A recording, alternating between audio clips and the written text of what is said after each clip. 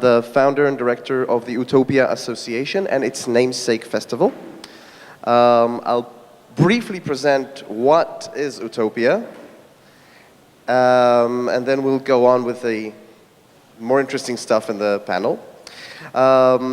Utopia has two streams of consciousness as an event. First and foremost, we're an international fantastic genre film festival, which means we deal with everything that's bizarre and strange and weird and innovative in cinema. And we focus on science fiction. And next to it, we have a series of events titled Science Imagination in the Future, where we utilize science fiction as a platform to present and discuss issues such as big visionary ideas, radical sciences, innovative technologies, science and ethics, and a lot of other stuff that stem from science fiction.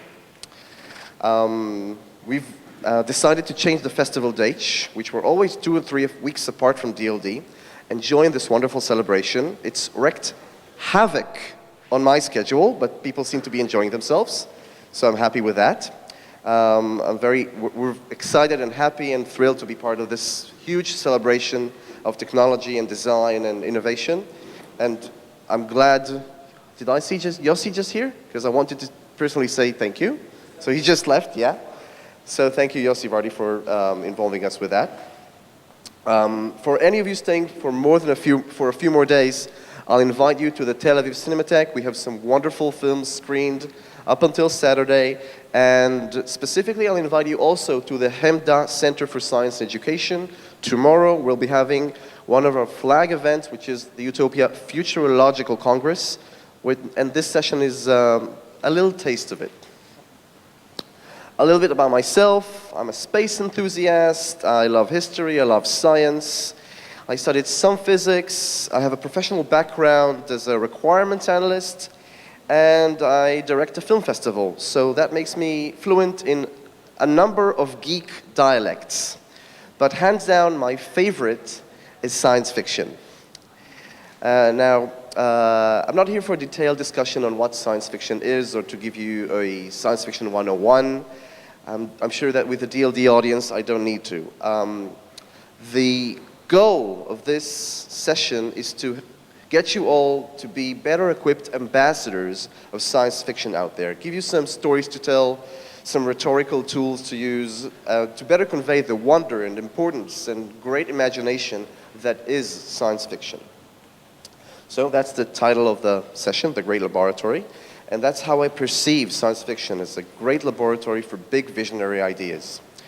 And that's what we do at Utopia. We emphasize the intricate relationship between science and science fiction, how science fiction is influenced by the science, tech, engineering, design of its day, and in turn inspires the science, tech, engineering, design of tomorrow. There are numerous examples. Robotics is obviously a major one. I'll go through one example that I'm very excited about and that shows how these fields are meshed together inseparably and how science fiction can actually force itself upon reality. And that the example is particularly relevant for 2014. So it has 4 pivotal, I'm going to tell you a story, it has 4 pivotal characters. I'm sure you're all acquainted with the first character. This guy had a tremendous impact on physics. He had also, Albert Einstein had a very, very important contribution to world history, specifically World War II history. Einstein wrote a letter to FDR in August 2nd, 1939. That's the date for the letter. He wrote a letter to warn him of the threat of atomic power and urging him to take a deep look at the new sciences and their impact and possibilities. It was delivered personally to FDR. In this letter lay the birth of the Manhattan Project and the atomic age, and this letter originates in science fiction, and I want to tell you how. To do that, we're going to meet this guy, Frédéric Soddy. In 1903, he and his colleagues are studying one of the great mysteries of science at the time, which was radioactivity. And they come with a remarkable discovery, which is nowadays quite simple, quite well known, that a minute quantity of matter has the potential of a vast amount of energy. Now, we all know this as one of the most basic and most important and most well-known scientific equations. Sodhy's work was pivotal to this discovery. Wonderful. If alive today, Sodhy would be here. He would also be at Utopia, because he wasn't just interested with the science, he was interested with the history and philosophy of science and its political, cultural, and even philosophical implications. He was very much interested also with the public awareness and understanding of science. So he spoke a lot at conferences, and he wrote a lot. And in 1909, he publishes a book transcribing some of his lectures. The book is The Interpretation of Radium. And it doesn't include just the science of it, but also what the new discoveries in physics and chemistry mean towards our understanding of the universe. Right, so we've got Albert Einstein, Frédéric Soddy, enter the third and probably most important figure in our list of pivotal figures in the story, visionary H.G. Wells. In 1909, he was already quite a well-respected author and quite a celebrity. He achieved his celebrity status with his three novels. They were called scientific romances back then. That was The Time Machine, 1895, which brought to the world time travel. The Island of Dr. Moreau, 1896, which brought us biological experimentation. And The War of the Worlds, 1898, which brought us aliens for the first time. Well, not for the first time, but for the prominent appearance for the first time, which makes him, by right, one of the founding fathers of science fiction. Now, he was a visionary who was highly inspired by the science and tech of his times. In 1913, he goes on a vacation to Switzerland, and he keeps up with the science, technology, engineering of his times. He takes a book to read with him on his vacation. Which book did he read? The Interpretation of Radium by Frédéric Soddy. And that book impressed him immensely. And soon enough, a new H.G. Wells novel is ready for the printers. In the early days of 1914, The World Set Free is published. Early days, January, February of 1914. It tells of a catastrophic war that would engulf the entire planet and participated by all nations and all armies. In those days, a world war was in the nightmares of many, but not the war that H.G. Wells had envisioned for us. He wrote this dedication to Soddy and the Interpretation of Radium at the beginning of the book. In this book, Wells tells of the use of a new, powerful, horrific weapon, a weapon of mass destruction. It's used worldwide by all armies, and with the eventual collapse of civilization as we know it at the end of the war. This new and awesome weapon is based on the new sciences, and that enable the enormous amount of energy to be made out of a tiny, minute amount of matter. And here are 4 characteristics he gave this new bomb.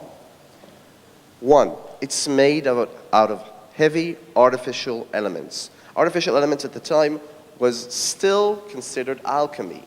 It was very, very, very new to give that a scientific notion. Secondly, they're continually exploding bombs.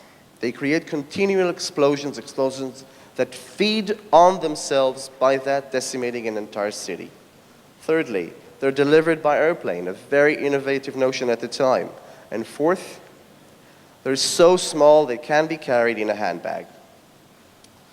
And how are they called? Nothing could have been more obvious to the people of the earlier 20th century than the rapidity with which war was becoming impossible. They did not see it until the atomic bombs burst in their fumbling hands. So this is the first mention of an atomic bomb in the H.G. Wells novel, The World Set Free in 1914.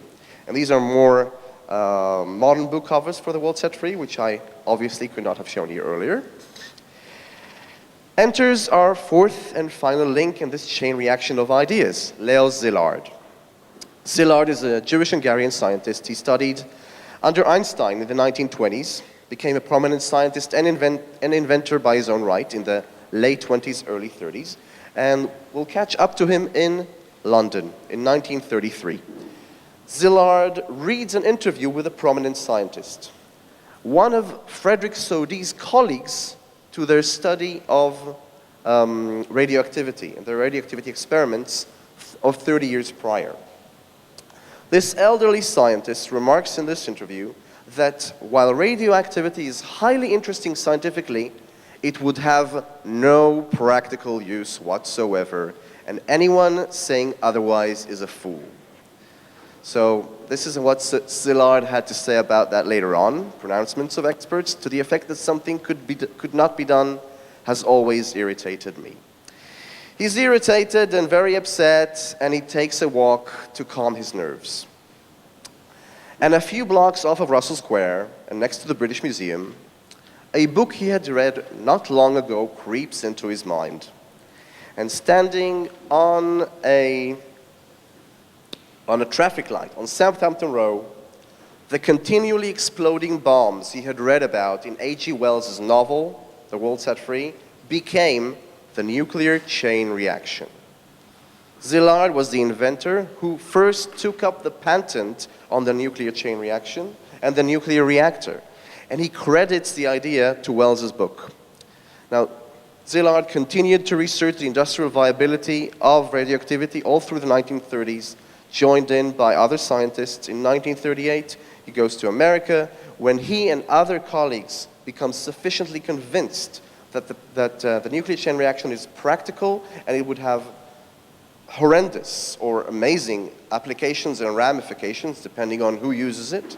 They start pleading and lobbying US officials to take a very, very deep look into atomic research, fearing the disastrous international political potential. They are not successful. Nobody listens to their warnings. As a last resort, Szilard turns to a trusted old mentor and friend.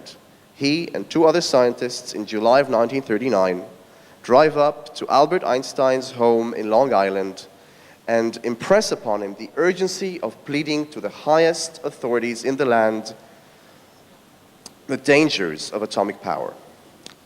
Einstein agrees to give his name to a letter to the president and use the weight of his name to deliver it. The letter sent by Einstein to FDR was strategized and actually written by Leo Szilard and is known historically as the Einstein-Szilard letter.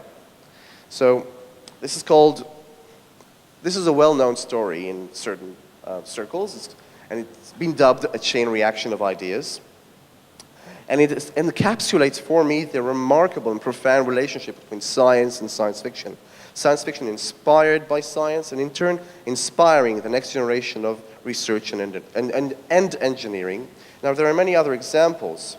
Space exploration, robotics as I've used before, human augmentation is very much discussed right now. So this relationship has two prominent roles. One is inspiring us with the promise the future holds, and the other is alerting us to dangers it may hold, hopefully to avoid them and be better prepared towards them. Science fiction is a breeding ground, if talking about inspiration, for innovation. Because science fiction creators are free to imagine. They don't have to consider a market, or consumers, or employees, or investors, or boards. The only tether they have to reality is their adherence to scientific and technological ideals and paradigms of their times. Science fiction authors and filmmakers, and we'll meet a few in just a few seconds, you're explorers. And what they explore is the ludicrous, the fantastic, and the impossible. They name things that do not have names yet, things like the robot or the atomic bomb. And they name ideas such as the technological singularity or Big Brother. And while science fiction can be highly technical at times, lead to great innovation, and even be predictive, it's important to remember that science fiction is an art form. It's storytelling, it's not futurism. It centers on the human condition, communities, governments, corporations, individuals, and their complex relationships, how we mutate and evolve through science, and how we use and abuse technology. Now, final words: in a world immersed in tech and completely reliant on science, there's paramount importance for texts discussing science, technology, society, and our perspective on the future, doing so intelligently, respectfully, critically, and creatively. I'll end with the words of someone much more eloquent to talk about this than me, about the awesome power of science fiction. And the famous quote is by Frederick Paul, legendary science fiction author. A good science fiction story should be able to predict not the automobile, but the traffic jam. Predict not the technology itself, but how we'll use it or abuse it. And with that, I'd like to invite on stage Hannu Rajaniemi, Johannes Grenzfurther, Eran, May-Raz, and Lazo to join me. So, Hannu is a mathematician and physicist, graduate of the Singularity University, an acclaimed science fiction author, and the founder of Helix Nanotechnologies, a company developing programmable DNA. Johannes Grenzfurthner, artist, writer, director, and programmer, founder of the internationally acting art and theory group Monochrome, based in Austria. Contributor to the New York Times, Wired Magazine, Playboy, New Scientist, and more. Eran, May-Raz, and Lazo have met at the Bezalel Academy of Arts during their studies in the Visual Communications Department. They're filmmakers, and they're the founders of Robot Genius Studios. Great. First speaker, I'll be inviting Hannu to a little bit, I guess, talk a little bit from a scientist and author point of view of what, and expand on what I've just discussed. Thank you.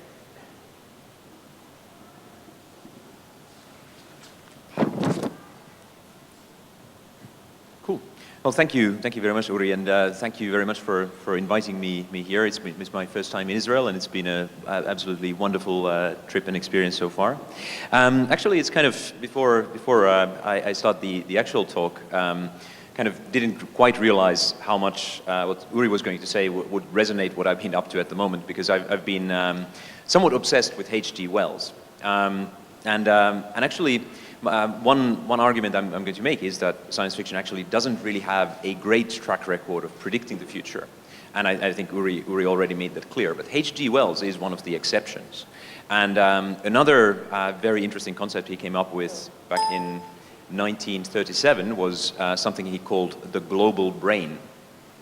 And by the global brain, he meant an open, freely accessible, constantly updated encyclopedia to which anybody could make contributions that would eventually be propagated through all copies of that encyclopedia and guarantee that there was a constant sort of up-to-date source of all human knowledge available. So I think that definitely counts among one of the more successful predictions. But in terms of science fiction itself, science fiction is not an old literary form. And if we kind of look at the kinds of futures that most of what we think of as science fiction envisions, it's sort of, at least what we maybe encounter in popular media, a lot of it is about expansion of humanity into space, sort of jetpacks, flying cars and robots, which we don't really have to the extent that we might want to. And I think there is actually a reason for that, namely the roots of the genre lie in the period that Uri was talking about, sort of early 20th century, when we were very much expanding our capabilities in the physical world. So we were splitting the atom, we were developing airplanes and rockets that were going faster and faster. So the sort of forces that we had access to increased exponentially. But the world we've sort of ended up with is very qualitatively different. That sort of exponential development in the energies that we were dealing with sort of stopped, and instead we got sort of an exponentially complex world. So a very, very interconnected world of the internet and mobile devices and all the things that the DLD is mostly about.